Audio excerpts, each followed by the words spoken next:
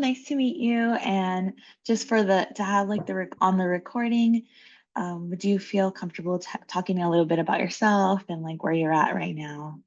Sure. So I'm Wajiko Njoroge. I'm an infant and preschool psychiatrist.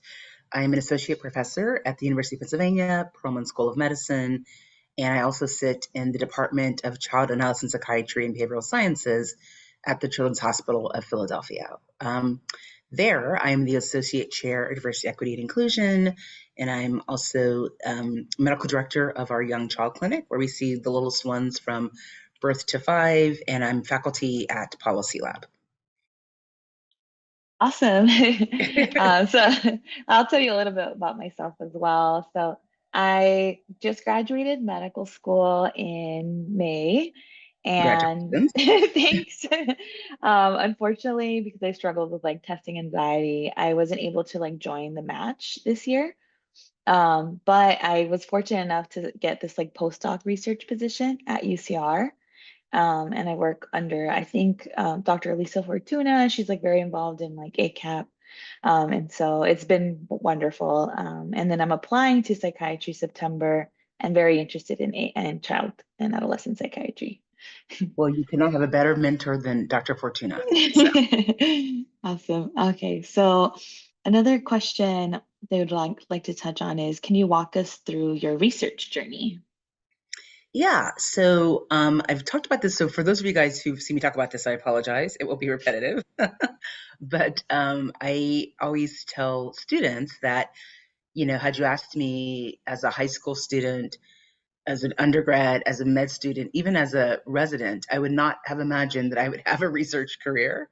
I started doing research as a undergrad, a senior, my last year of undergrad. I did some research, but it was very sort of different. It was actually early childhood research, which is what I'm doing now. So it's ironic. But at the time, we were bringing mothers and toddlers into a lab at Columbia, and sort of looking at attachment, which is really an important thing. We're thinking about very young children and their families, particularly and infant maternal bonding. And so I did that, but it really was more sort of coding, and it was a long-term research project of one of the faculty. And so I didn't really think of myself as doing biomedical research because it wasn't, in the hospital, right? It was at an undergrad institution, in a lab on campus. And so I didn't really do research until I was a medical student. I think I was an MS3, and I was doing my family medicine rotation. And at the time, our attending was also the division chief for family medicine. And he was really trying to encourage students to think about research projects, and was saying that if we did a research project, we could present our poster at a meeting in San Francisco, and that the family medicine division would cover all of it. And so I happened to be on that rotation with two friends and so we decided that we wanted to go to San Francisco. It would be cool if we could go together. And so we were going to do a research project. So we all happened to be women of color. One West Indian, me, and our other friend was Latina. And so we decided, and we were going into child psychiatry, OB, and ped/adolescent medicine. So we were trying to figure out a project that was interesting to all of us, and that had to deal with racially and ethnically minoritized children and adolescents. And so we ended up sort of doing a lit search, which we had never really done before. So we had to learn how to do that. And then we started looking at reproductive health. Now this was years ago, which is important because we couldn't do the study now because we were in Texas in medical school at Baylor. And we were looking at adolescent girls' reproductive health. So we absolutely couldn't do it now.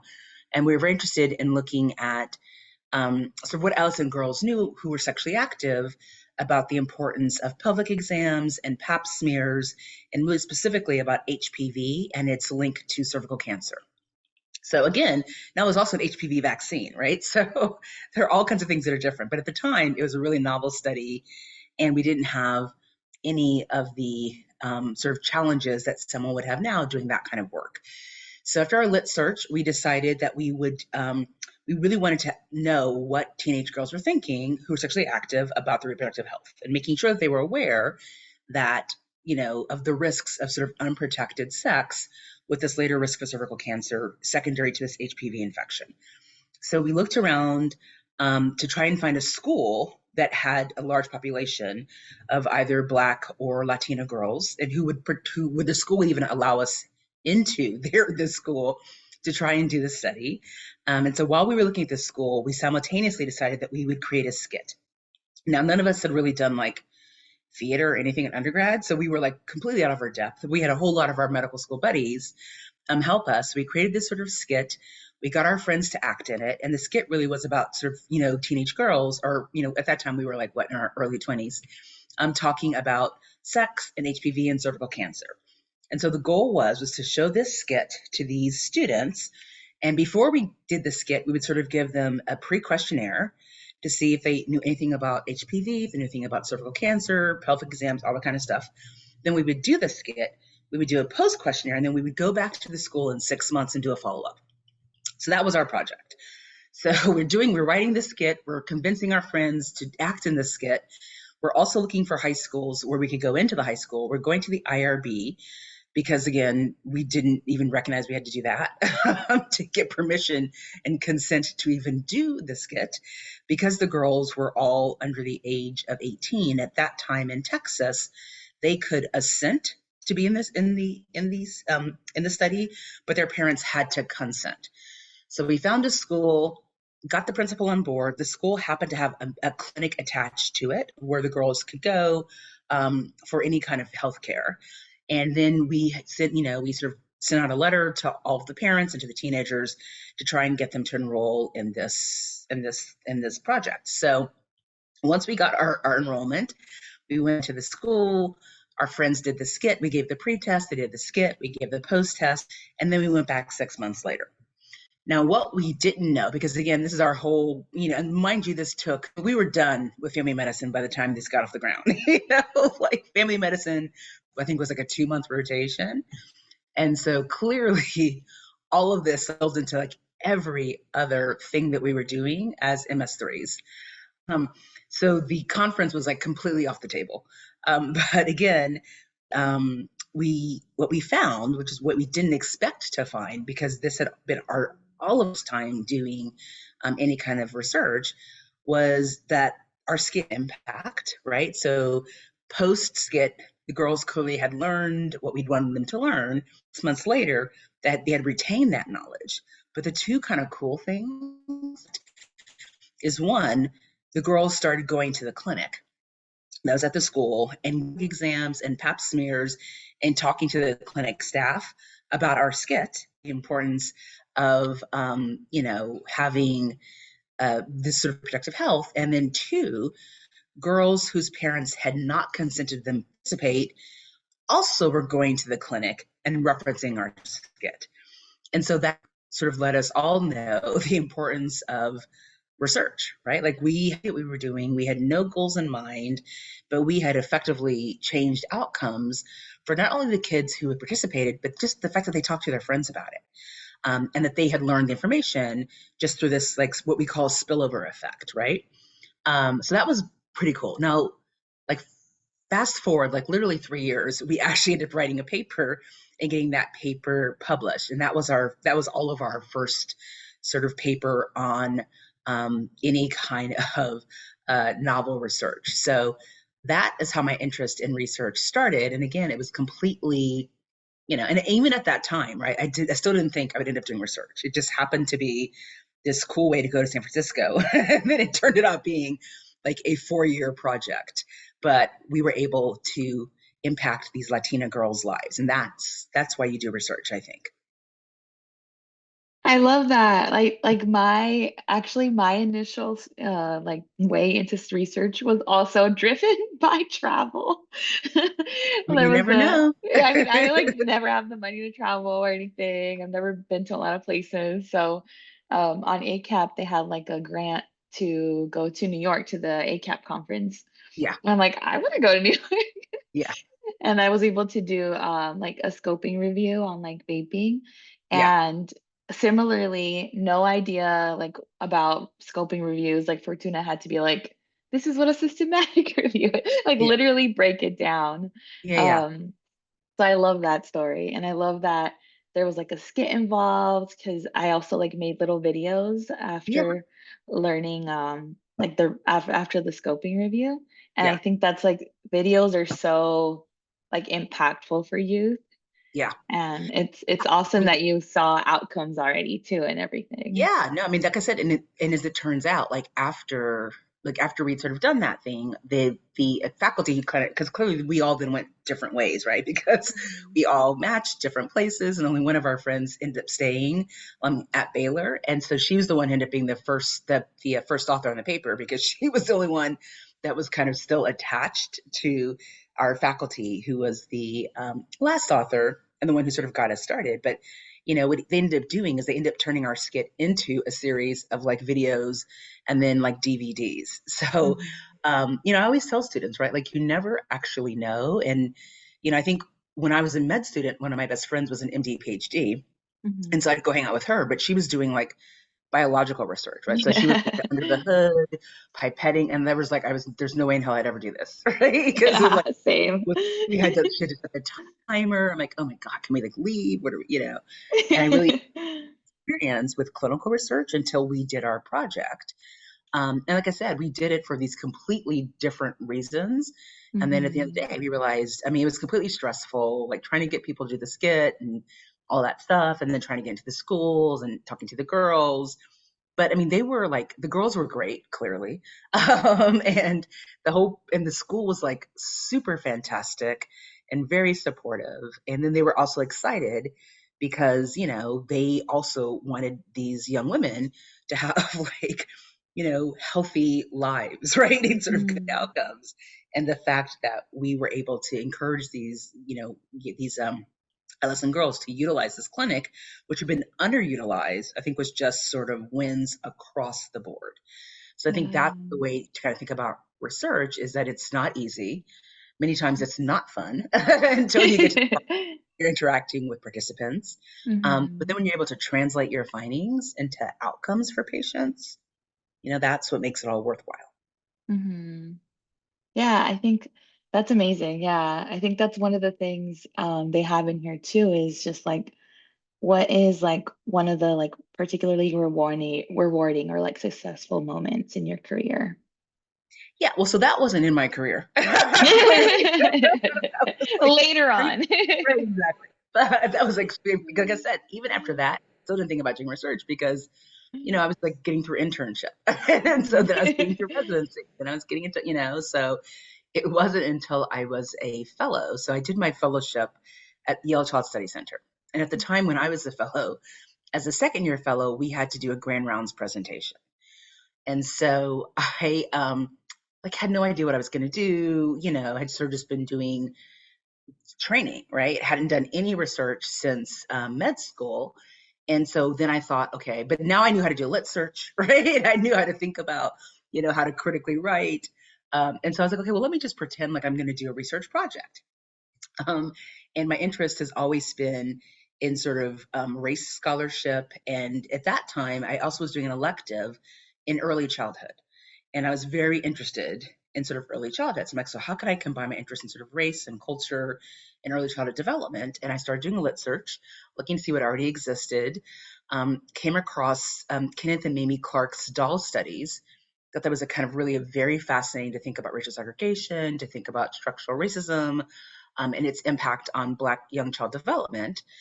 And I decided that, like, if I were to use sort of that as a framework and then sort of update it for, whatever year that was, the 2000s, that would be kind of a cool project. And so then I sort of decided I would sort of present this material, present like what could be an interesting project. My little brother is a historian. At the time, he was at NYU in grad school. So I'm like, I'll just have him come up and be a discussant. And then my other discussant was Linda Mays, who's now, the head of the Child Study Center, but at the time was the head of the Child Development Unit, which is a unit which sees very young children 0 to 5. And so I asked, and she'd been a mentor. I asked her if she would be a discussant because I thought this important that there were people who are experts in like the fields which I was talking about. So I sort of did that grand rounds. It went really well. it was like stressful, of course, because grand rounds always are. And I'd never done one before, but I got, really positive feedback. And then by the time I was done, I'd convinced myself that I was going to do an infant psychiatry fellowship. And so I went and interviewed at Tulane and interviewed at Yale, to think about what that would look like, the structure. Many of people who had infant psychiatry fellowships also had research as part of the fellowships, and I'd already kind of created a research project, right, with this Grand Rounds talk. So I was like, well, if I stay at Yale, I can just implement what I've already kind of created, stay with like all people who'd been training me to date in early childhood, and then sort of go from there. And so I think that decision ended up with the success I've had now in sort of acquiring grants, which are still the same kind of work. It's early childhood focus. It's looking at racially and ethnically minoritized communities. It's thinking about racism and its impact, on folks. It's thinking about, cultural differences and variances across, different families and systems. And it's looking at health equity. And so I think that, it's like it's one of those things where I didn't know there were infant psychiatrists when I was like in med school. And then I sort of found out about it towards the end. And then now I have a career that's really built around things that I had not anticipated, but that, through these different experiences sort of have lined up and have allowed me to, I think, impact the field by asking these questions and sort of, persisting in thinking about the ways in which these systems and structures and cultures and languages and stories impact families and impact very little people. Nice. Yeah, I think you just actually taught me that there are infant psychiatrists. So now you know, and you can become one. You too.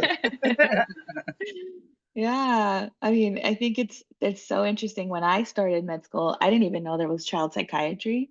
Yeah, I like only knew about psychiatry too. So yeah. it's interesting how many like subsets there are, or like I didn't know about like the triple boards or anything Yeah. like that. Yeah, I think we, I mean, it's hard, right? Because there's so few, relatively speaking, child psychiatrists sort of across the nation. So I think it's very easy to sort of not think about child psychiatry as a field people want to go into. And then when you're doing your wards or your clinical rotations, maybe people just do clearly general psychiatry and don't recognize that they can maybe opt out and do part of that as child psychiatry, or do maybe a selective, or an elective as a child psychiatrist or with child psychiatrists, and to see sort of the breadth of what our field has to offer. And then within child psychiatry, there are addiction child psychiatrists, there are forensic child psychiatrists, there are infant child psychiatrists, there are perinatal or peripartum. I mean, there's just a whole bunch of different folks. They're doing different kinds of work where we're all working with children and families, but we're looking at different ways in which environmental contexts or larger systems can impact development and impact child outcomes. So, I think we do these kinds of talks, I think, are helpful, right? To let people know what exists. Going to academy meetings are helpful. Hmm. So you can kind of get to know like what everyone's doing, what options are. But I think it is, and sometimes even I was talking to a student yesterday who had never even heard of ACAP, and sort of having her go to the website and just sort of tool around a bit to even see what you can find on that before thinking about presenting a poster or going to an academy meeting, serving as a monitor, all different ways that you Hmm. can sort of find out what's going on if you just have never had the opportunity to work with or sit with a child psychiatrist. Yeah. Yeah. ACAM's been amazing. They're so welcoming, especially even to med students. Yeah, well, the MSR committee, the Medical Student Resident Committee, is like, an active and very powerful force in the academy. And it's the future of the academy. So it's great that that committee has done so much to promote so many programs to increase the interest and the voice of, our youngest members. Yeah. Something else that I wanted to touch on that you just kind of mentioned, the kind of research you do and how you focus on like certain populations. One of the questions that they have, that I think is really interesting to see how you kind of go around that. It's how do you approach working with like historically marginalized groups or communities in a way like to build trust and forge relationships? And I think that's like so important. I think obviously in med school and like even in undergrad, I learned about like the Tuskegee cases, and also in my own like life. I'm like Latina, and my family is very like distrusting of like not just the medical community, but also research. So yeah, how do you kind of build those trusts and like forge relationships before or Yeah. when So I going think, in? yeah, I mean, I think, it's so I grew up in a bicultural household. So my mom is Creole, she's from Louisiana, and my father is Kenyan. Um, and so I've always just sort of been interested in cultural differences and variances because, growing up kind of straddling, it's just been curious to me. And then no, they were aligned more often than not, to be fair. But there were times when there were just slight differences. And I'm like, okay, that's the Kenyan perspective. And here's like the Southern perspective. And so, like I said, so then when I started doing psychiatry, when I was a medical student, one of the things I did was an OA elective at UCSF. At the time, Dr. Francis Liu was the program director, and they had these really cool units, which were sort of created based on race and culture. So there was sort of like a Black unit, there was an Asian unit, there was a Latino unit, there was an LGBTQ plus unit. So there were all these different units. And so when people would come into the ED, and these were based at the general, people would come into the ED, they would sort of declare their identity, and they would go to one of the units. And then the units themselves, while the exact sort of same layout, were very different. So from the paint color to the art on the walls to the books in the library to just how things were organized were really based on these sort of cultural perspectives. And so I was very interested in cultural psychiatry. Like I've always been very interested in cultural psychiatry. So I spent a month on the Black unit, sort of going back and forth between the Black unit. I spent most of my time on the Black unit, but a little bit of time on the Asian unit and a little bit of time on the Latino unit. Because again, I thought it was just really kind of fascinating. And then the staff on each of these units were also reflective of the patient population, right? So you could go to a unit and you're like, so the Black unit were sort of Black, sort of folks from the diaspora, right? Whether it's West Indian, African, the United States, just this sort of so you hear sort of multiple languages being spoken by staff, by faculty, and by the patients, and the same thing with every one of the other units. And like I said, it was just this very cool experience. And there were a whole bunch of articles at the time talking about these units being racist, or just, people were sort of very anti the units.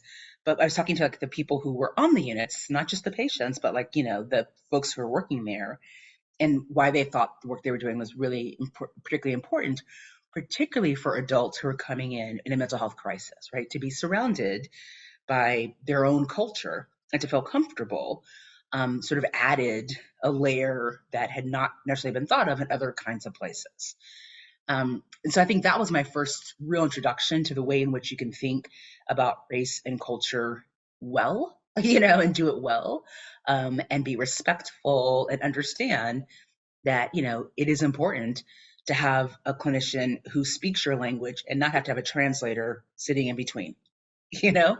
And it's important to be able to go out and walk down a hallway and see pictures that reflect you or your community or places that are familiar, when you are really struggling and in a locked unit, and it's important that you're able to, go when you are able to leave your room and go to sort of community rooms and have books in multiple different languages that again are magazines, or just hear music that is, the kinds of things you would find if you were at home and in your own community. So I think that sort of early exposure, was really, and then sort of and I'd read sort of some of the literature coming out of UCSF before I went down there. But I think that was really impactful in thinking, and then just, being Black was impactful in thinking about the importance of understanding people's sort of narratives and histories and all these other systems that come into play that, in, inform how we present and how we look when we're having challenges and even when we're doing well. And so, we now talk a lot about, and Lisa Fortuna is, like I said, the perfect person, because she's actually been both a mentor and a friend. And sort of thinking about the ways in which you can engage the community is the way in which we both do research, right? And so I think, again, it is important that because of Tuskegee, because of Sims, because of so many atrocities that have happened to minoritized communities, historically minoritized and marginalized communities in the United States, but also globally, that we really sort of one understand the history of these atrocities and recognize it and recognize why communities may feel stigmatized or may have distrust and try to not just sort of recognize like, oh, okay, I'm gonna, I recognize this, but making sure that our teams reflect the languages that are spoken, the nationalities that are being represented, so that when we're going in and trying to engage people in research, that one, they're like, oh, I see in this researcher myself, and then two, really engaging people in research, right? So not just sort of creating a project like we did in med school, right? And we were all women of color, right? Like, so we were like, oh, we've got this. But really going maybe to the girls and saying like, hey, what are your concerns, right? Like if there are things that you're worried about that you feel like people aren't talking to you. And that is engaging community members, right? So they're part of developing the research question from like Jump Street. And then after you've done that, then they've bought in, right? Because they've been there, they understand, and then they'll say, "This is what we hope comes out of it." Like what we hope is like we talked to the principal, we talked to the clinic staff, we didn't talk to the girls, right? And so we knew what the principal was hoping, we knew what the clinic staff was hoping, but we didn't know what the girls were hoping. And so again, I think it's something I didn't know at the time, but now what I try to do is really go at my research in that respect. And then that is a way in which you can really build trust. And it helps not just with like my research project, but future research projects where they want to ensure that there are diverse participants. Will say like, oh, we had a really great experience. Like Dr. Dragi's team was awesome. Like we feed people, we join with people. We try and understand how we can be most helpful so that we aren't seen as being extractive, right? Going in and then leaving with this knowledge. And even though we're like, you know, we may be researchers of color, you can still be extractive, right? And not helpful. And so I think, again, it's just being humble and like what you think is maybe a really cool question, they may be like, yes, that actually means nothing to us, right? Like that's not helpful. What would that do? Whatever. You're like, okay, I've got like hurt feelings. Um, but then sort of saying, well, I think this question could be helpful, and these are the reasons why. But what questions are you wanting us to think about and to do? And having a true partnership that's truly collaborative, not just in name or just on paper, but actually in practice. I love that. Yeah, I think for me, I've always, like you said, thought of research being like bench work research. And then even after that, when I thought of like qualitative research, was very like observant, kind of like anthropologists observing and that's it. And then they just leave and leave things as they are and nothing changes. And then so learning about community-based research and really working with the community, asking them what they want is like incredible. And like think, like you said, that's really the way you like not just build trust, but like build relationships and have the research mean more than just like watching them and moving away or Yeah. doing what you And think is again, best. yeah, no, right. And I think again, like, like I said, and I mean, right now I'm here in Philadelphia, but I'm not a Philadelphian, and so when I think about Black women in Philadelphia, I am a Black woman in Philadelphia, but I'm not a Black woman who was born and raised in Philadelphia, right? So my experiences are different. So my assumptions are may not necessarily be that of someone who was born and raised in West Philly. And so it's important for me to recognize that as well and sort of check that in myself and not just be Mhm. like, well, I know what it's like to be a Black woman, like roaming the streets of Philadelphia, because that's not necessarily the case, right? And so again, and I think the other thing that we don't talk about enough is just heterogeneity within communities, right?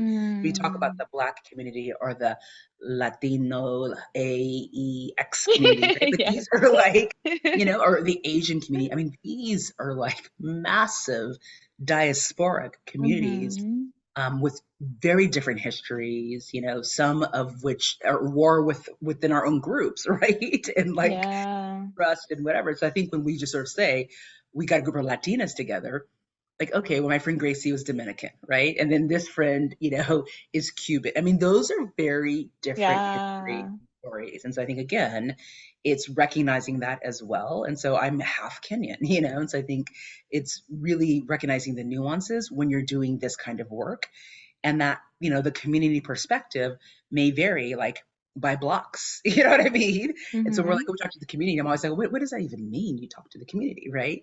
Like, we always think about going to like barber shops, or going to beauty salons, or going to whatever, and we just have these like sort of reductive ideas about where we can find the community, instead of thinking that there are differences, right? There are generational differences between people who were alive during Tuskegee, right?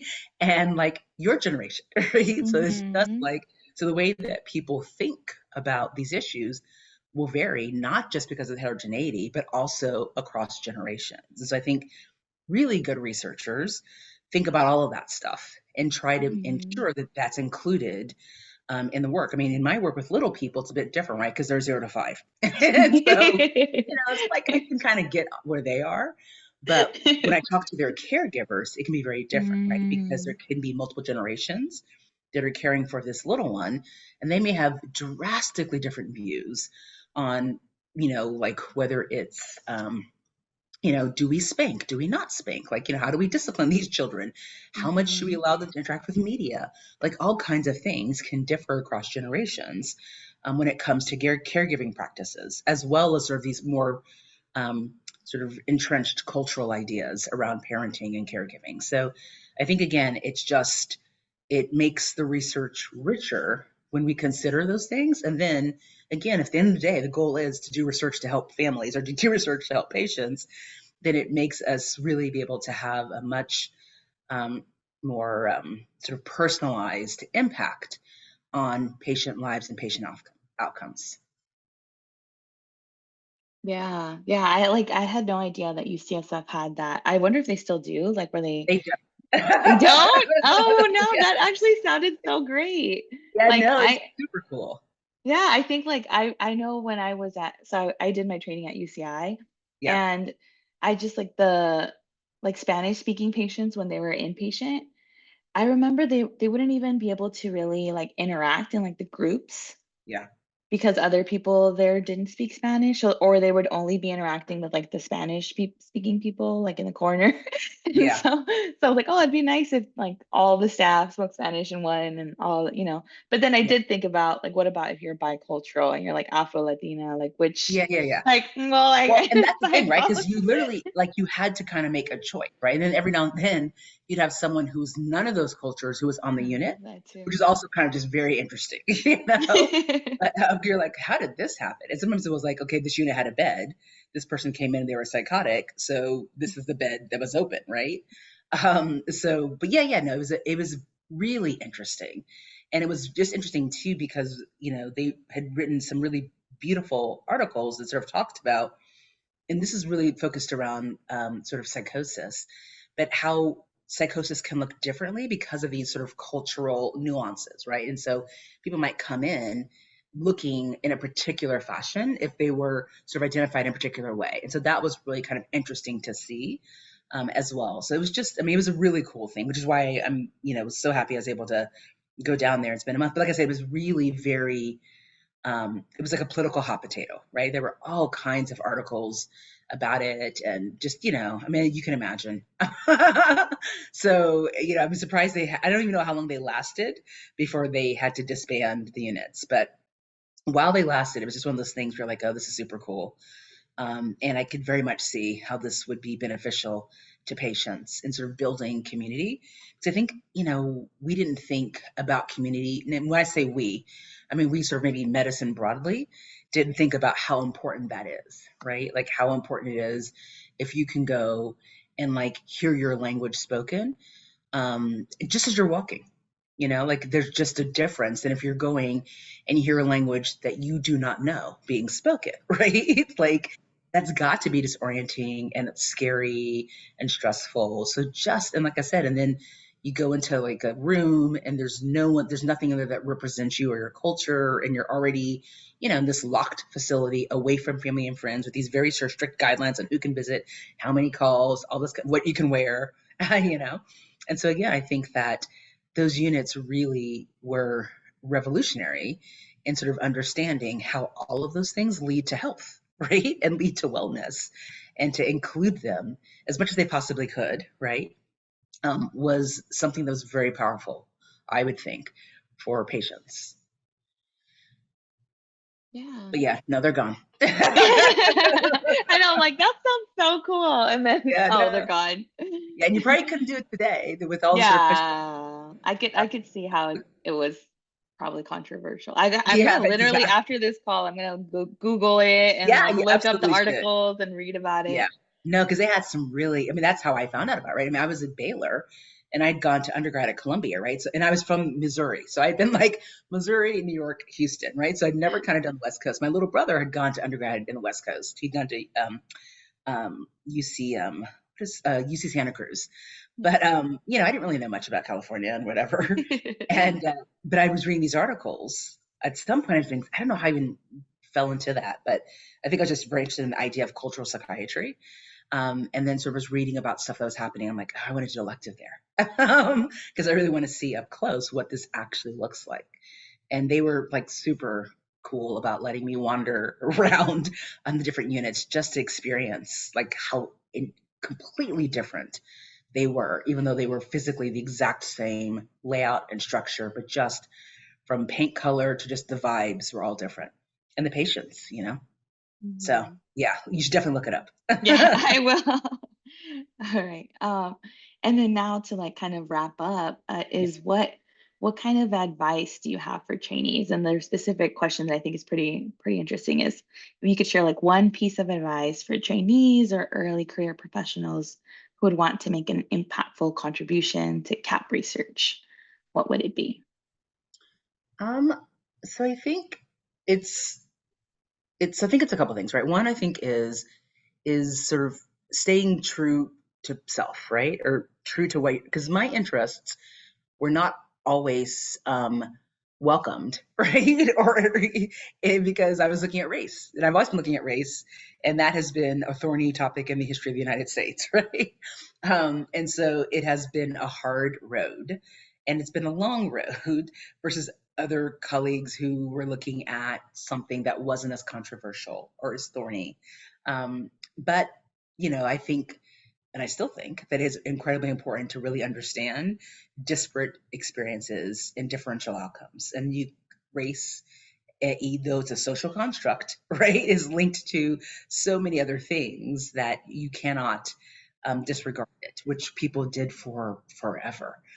Um, so I think it's that, right? It's like if you have an interest in something, even people tell you you shouldn't be doing it, you aren't gonna be able to get it done, you won't be supported, all those kinds of things that I heard throughout my career.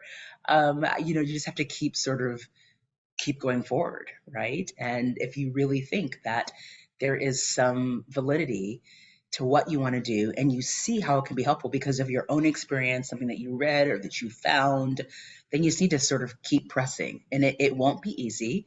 Sometimes it will be like, gut wrenchingly hard. And you have to then fall back on your homies, like your family, your support systems and structures, because you're just like, this is just, I can't, right? But then when you're successful, then you kind of do like a Simone Biles, right? Or Biles, and kind of go and like mock everyone who mocked you. Because I'm like, we're in Olympic mode for those who are watching. And she's just won several golds. So again. So I think that that's important, right? And then also recognizing that there will be ups and downs, there will be twists and turns, and that like I said, the career I have now is not one I would have imagined for myself, you know, years ago. It's I would ever do because I didn't know any Black researchers actually. You know what I mean? Like, except for that one friend, and she was doing a whole different kind of thing. And so I think, again, it just didn't even occur to me that this was an option for a career. And I didn't know any Black infant psychiatrists. I know any infant psychiatrists. So I think that all of those things is that, as you go through your training, you will develop interests and pursue them to the best of your ability. And I think that you guys, your generation of trainees, has vastly different opportunities than we did. And I think that you guys also have just lived life in a different way. I mean, the internet didn't exist. They're just things that are much more accessible to you all that I think will make your path not quite as hard. But to also know that there are support systems outside of your family. There's sort of the ACAP family. There are other researchers that you will find that will be supportive and help you think things through. And just keeping those mentors, I think is also incredibly key. I mean, I have mentors I have, you know, from med school that I, sometimes will follow up with and sort of say, like, I just want to say hi. Or I run into like at a conference, like Dr. Lou, I used to see him yearly at a conference, and we just like sit down together because he's still such a cool cat, and he's still like he's emeritus, but he's still actively going to conferences. He's actively thinking, actively writing, and he's just a good person to bounce ideas off of. And so I collect people, and then I kind of keep them. And I think that's important too, because they can be incredibly helpful in, first of all, seeing like the long game when you're like, I don't see it. I find this incredibly challenging, but also in just having seen you over the course of your trajectory and being able to kind of reflect, like, look what you've done. Like, you may not see it, but you've actually done some amazing things. And I think that that's helpful. So it's just, remaining true to your course.